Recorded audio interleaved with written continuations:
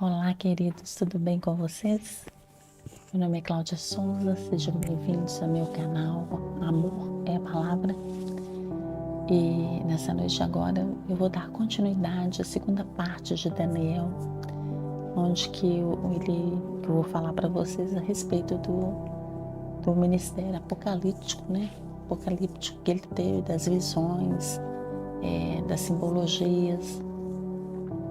E a primeira parte eu contei para vocês que era sobre Daniel e os seus amigos, né? Se você não assistiu, assista lá no primeiro vídeo. E agora eu vou dar continuidade, né? Essa segunda parte da visão apocalíptica que Daniel teve.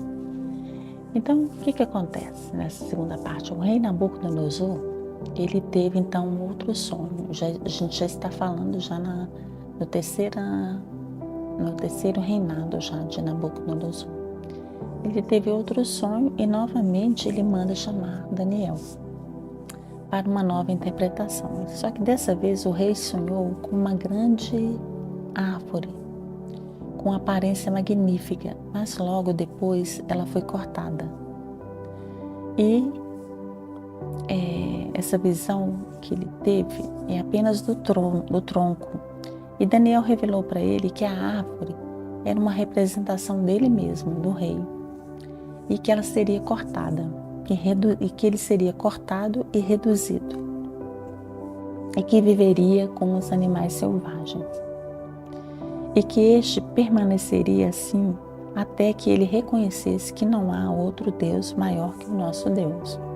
Assim, a crise deste rei, durou 7 anos. Então ele ficou 7 anos com essa crise por causa desse sonho e porque começou com a sua soberba, né? Por causa do sucesso da Babilônia. Então, quando ele teve esse sonho, ele estava muito soberbo, né? Estava muito cheio de si, porque a Babilônia estava fazendo muito sucesso, né? E o coração dele então estava cheio de orgulho. E assim ele foi atingido então por uma psicose muito brava, né? Seus cabelos, suas unhas cresceram. De fato, ele começou a viver como um bicho. E tudo que terminou então, quando o rei reconheceu, só terminou 7 anos depois, quando o rei reconheceu que o Deus de Daniel, ele era superior a qualquer outro Deus, né? E que Deus era capaz de humilhar aqueles que tinham um coração soberbo, cheio de orgulho, né? E assim, o serviço de Daniel público era reconhecido cada vez mais, porque Daniel, então, mais uma vez conseguia realizar a interpretação de outro sonho. Então, quando o rei, que era este neto de Nabucodonosor, Belsassar, seu nome, fez uma grande festa luxuosa para mais de 1000 pessoas. E ele, então, não poupou nenhum esforço, mandou comprar e trazer tudo que era de melhor para realizar nessa festa. Só que aí ele pecou muito, né? O que ele fez? Ele mandou trazer, então, todas as peças de ouro, de prata, as taças, as praças, os tesouros, né, que eles tinham saqueado de Jerusalém, do templo de Jerusalém. Então isso foi um pecado muito grande, né, que ele mandou para trazer lá para sua festa, para poder servir com aquelas mulheres, com aquele povo, né, cheio de idolatria. E assim, então, aí no que ele começou então a pegar os utensílios da casa de Deus e ficar lá, né, com aquele povo bebendo sem nenhum respeito com as coisas de Deus, o que acontece então? Parece então uma grande mão na parede e uma mão e um dedo começam então a escrever na parede as palavras Mene e Tekel Parsim. Mais uma vez o rei ficou apavorado, morrendo de medo, ele e os seus amigos lá da festa. Por quê? porque aquela letra, aquele dedo que apareceu lá, aquelas escritas foi muito grande, né? A ponto dele ficar trêmulo, né? E aí o que acontece? Nessa época já tinha muito tempo que eles não chamavam Daniel, né? E aí a mãe deste rei, que ele era na verdade neto de Nabucodonosor, né? Que ele já estava no terceiro reinado, a mãe dele lembrou que Daniel havia servido o pai dele, né? Que já tinha ajudado ele a realizar sonhos e que ele poderia ainda, apesar de Daniel nesse período já estar velhinho, manda então chamar Daniel para poder tentar resolver mais este sonho. E aí, no que Daniel chega para revelar o que estava escrito, Daniel, então, mais uma vez, o Senhor usa ele para poder interpretar esse sonho. E aí ele fala para o rei, Mene, Mene, o que significa? Deus tinha cortado os seus dias de rei e o seu reinado. Tekel, que o rei não tinha mais não tinha mais sido provado por Deus para ser um governante digno e humilde. Parzim, ou Pérez, que a Babilônia cairia e seria então dividida entre os medo-persas. Então o que acontece? Não passou muito tempo e aí já o reinado de Dário e os medo-persas então vieram e invadiram a Babilônia e o rei Belsazar, o neto, né, foi morto então naquela mesma noite. Esse foi o trágico fim, né, deste sucessor de Belsazar. E assim Daniel acompanhava já o terceiro reinado da Babilônia, né, que já estava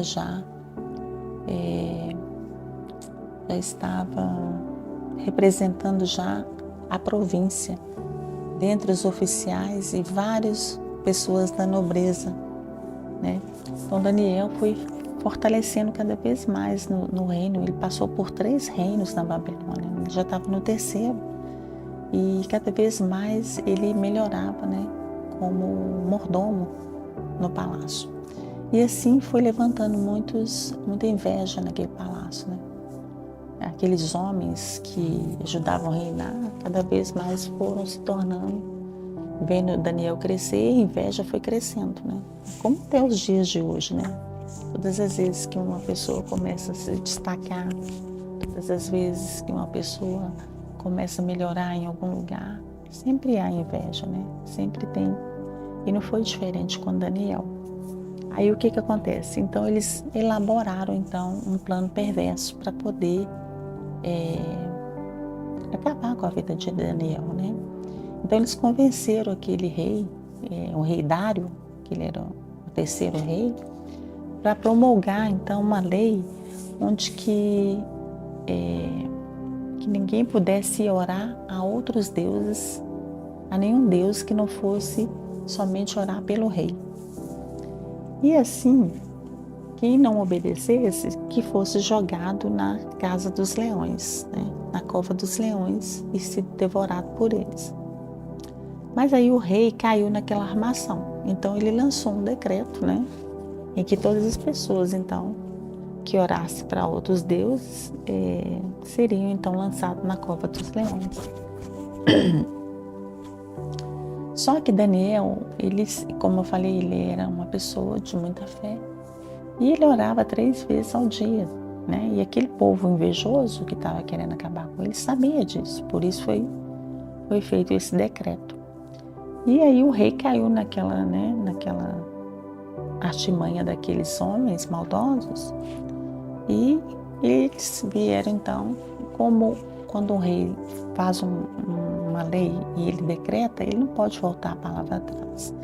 E aí eles falaram para o rei que Daniel estava orando para o Deus dele.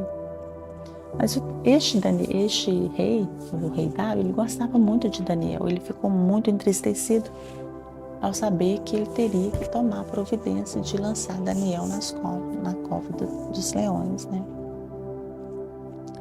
E assim foi feito. Ele então teve que, infelizmente, enviar Daniel na cova dos leões. E foi quando ele percebeu na cilada que ele tinha caído, né? E aí, porque ele não poderia mais revogar, né, a lei dele, e assim tiveram então que lançar Daniel na cova daqueles leões. E aí o que acontece? Aquele rei ficou tão maluco, tão entristecido, que ele não conseguiu dormir à noite. A noite toda ele ficou desacordado. E aí o que ele fez? Ele foi então e orou para o Deus de Daniel. Sim, ele orou para o Deus de Daniel. Ele pediu a Deus, que é o Deus de Daniel, o nosso Deus, que se ele salvasse Daniel, né? E que se ele retirasse, se ele não deixasse Daniel morrer, e aí ele ficou em jejum, que se ele escutasse ele, então que ele serviria a Deus, né? E aí o que acontece? Então ele pede a Deus para que salvasse Daniel, e aí ele ficou de jejum naquela noite toda. E assim, quando foi no outro dia de manhã, ele foi até a cova e falou, e chama Daniel, Daniel, filho do Deus Altíssimo, responde de dentro da cova. E aí, Daniel responde, milagrosamente, apareceu um anjo do Senhor, fechou e respondeu para o rei, que apareceu um anjo do Senhor e fechou a boca dos leões. E assim, o rei ordenou que Daniel fosse retirado da cova e que ele fosse colocado no lugar, e que fosse colocado no lugar da cova dos leões todos os acusadores, perseguidores de Daniel. E antes que eles tivessem chegado até o fundo da cova, os leões já tinham devorado todos eles. Isso que Deus faz, né? Isso chama justiça, né? Aqueles que caluniam, que julgam, que sentenciam aos filhos de Deus, Deus lança mão à injustiça, né? Porque nosso Deus, ele é soberano. Por isso que nós não devemos fazer nada daquilo que não deve ser feito aos filhos de Deus, né? Vocês, antes de julgar ou maltratar uma pessoa, saiba primeiro quem é essa pessoa, de onde ela veio, quem ela é, a história dessa pessoa, né? Porque os ungidos do Senhor, o Senhor faz justiça. E como Daniel era um homem de fé, um homem justo, o Senhor o livrou, né? Mandou que esse anjo fosse lá e retirasse ele da cova dos leões. Assim, então, este rei ficou super feliz, né? Ordenou que Daniel então fosse limpo, fosse retirado daquele lugar e que aqueles homens malvados fossem jogados em seu lugar, né? Então assim, o rei, então ele creu no Deus de Daniel, né? E ele mandou fazer um novo decreto e mandou enviar para várias províncias para que todos crescem que no Deus de Daniel ele realiza maravilhas, né? E assim Daniel prosperou mais uma vez, sendo um governador, um dos governadores mais próximos daquele império de Dário. E Deus continuou usando maravilhas na vida de Daniel.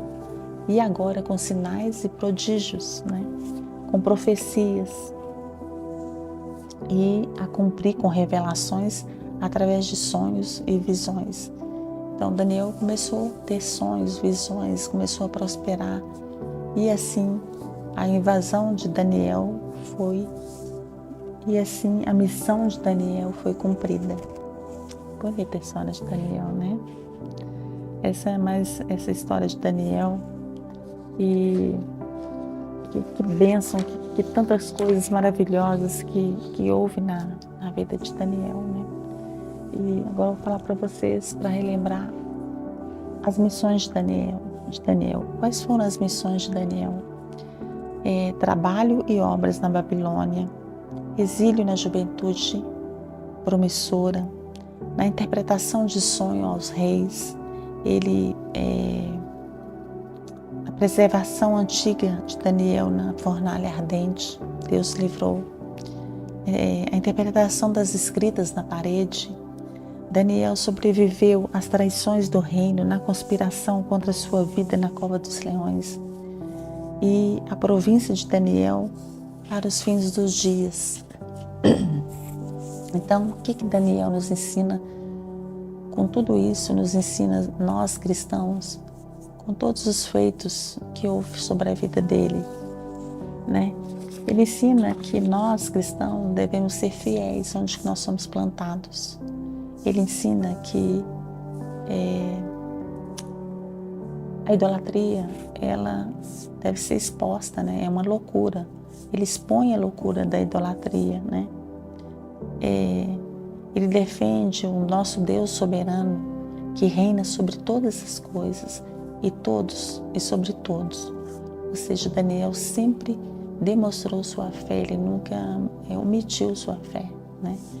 Ele prova o poder de Deus sendo fiel a ele e a seus amigos, que não abaixaram para adorar a imagem de escultura do rei Nabucodonosor. E ele nos ensina a ter a fé, né? A fé que salvou ele e seus amigos, que mantém os fiéis, né? Que nós devemos nos manter fiéis ao nosso Deus Todo-Poderoso. E ele também demonstra que Deus é tão fiel que mandou o seu próprio anjo para que o livrasse daquela cova, né? E que os olhos de Deus estão em todo lugar, né? E Daniel foi tão importante na vida de Babilônia, lá naquele povo babilônico.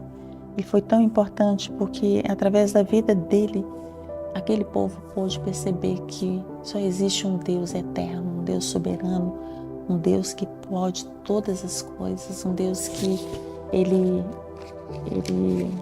salva as vidas, né?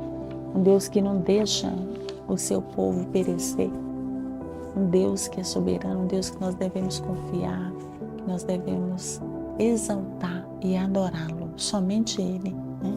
E a seu Filho Jesus Cristo. Então, essa segunda parte da vida de Daniel demonstra todos esses feitos maravilhosos que aconteceu sobre a vida dele, e também ele tem uma grande parte de visões apocalípticas. Depois vocês leem lá no livro de Daniel, e tem também lá no livro de Apocalipse, coisas que Deus, o anjo do Senhor, aparece para Daniel e fala para ele como que vai ser no final dos tempos. Então é isso, queridos. Muito obrigada por ter ficado até aqui. Espero que vocês tenham gostado da história de Daniel, contada em 2 tempos, né? Em 2 partes. Se você perdeu essa segunda parte, volta na primeira parte, que é melhor para poder você entender melhor a vida de Daniel. Então, muito obrigada. Espero que vocês tenham entendido. Tive que contar a história muito rápido, mas ela é muito benéfica, como eu disse, até os nossos dias de hoje.